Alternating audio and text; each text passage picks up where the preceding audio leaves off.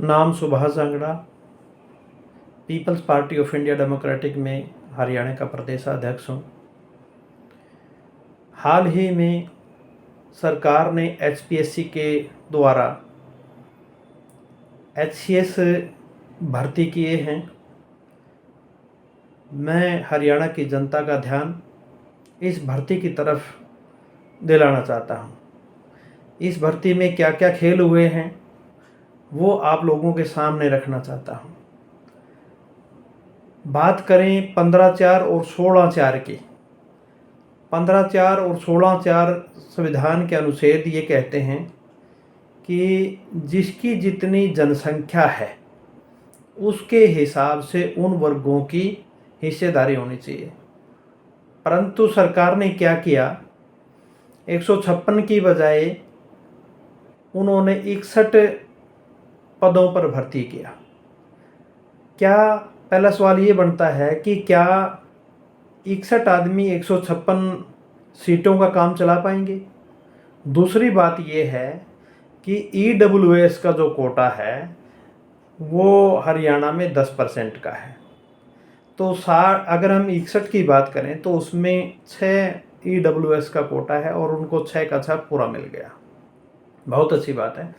परंतु बात आती है एससी और बीसी वर्ग की।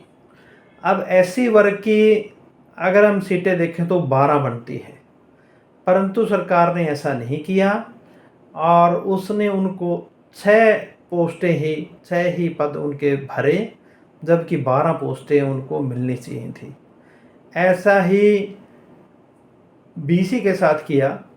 बीसी की जो रिजर्वेशन है हरियाणा के अंदर वो 27% है। 27 के हिसाब से 16 या 17 पोस्टें उनकी बनती हैं, परंतु सरकार ने उनको यहाँ पे 2 कैटेगरी हैं बीसी में, एक बीसी ए है और एक बीसी बी है। बीसी ए में से 3 और बीसी बी में से 1, यानी कि 4 पोस्टें उनको मिली। और टोटल अगर हम बात करें संविधान के अनुच्छेद 15/4 और 16/4 का, वहाँ पे एससी और एसटी नहीं लिखा हुआ, वहाँ पिछड़ा वर्ग लिखा हुआ है।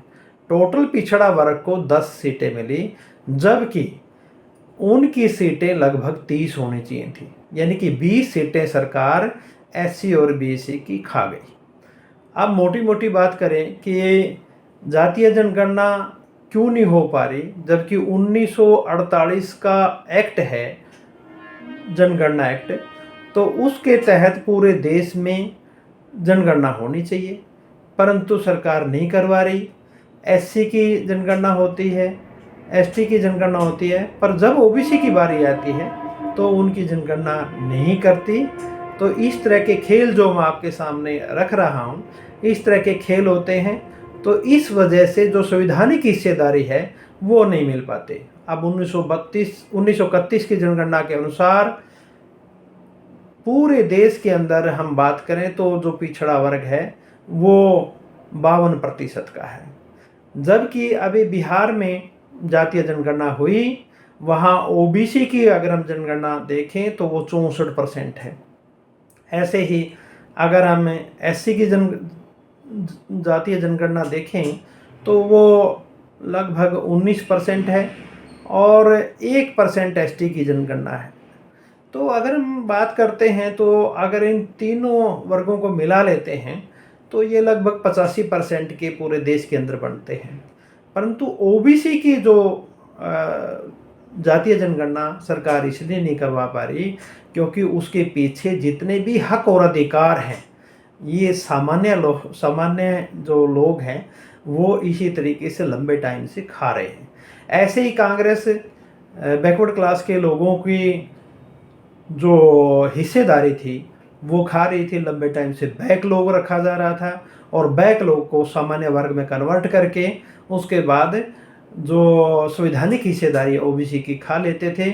और ऐसे ही बीजेपी कर रही है। जो हरियाणा के अंदर एचसीएस भर्ती घोटाला हुआ है, मैं उसका आप लोगों के सामने ये जो पर्दाफाश करना चाह रहा था। तो इस तरीके से एससी की भी सीटें खा गए और बीसी की भी सीटें खा गए। अगर हम बात करते हैं दोनों एससी और बीसी की, अगर 15-4 और 16-4 नहीं होता तो ये 2 सीटें भी मिलने वाली नहीं थी। तो आपने मेरी बात को सुना, बहुत बहुत धन्यवाद। MNT न्यूज़ नेटवर्क को सब्सक्राइब करें, लाइक और फॉलो करना ना भूलें। साथ ही बेल आइकॉन दबाकर जन जागृति की मुहिम में जुड़े रहें।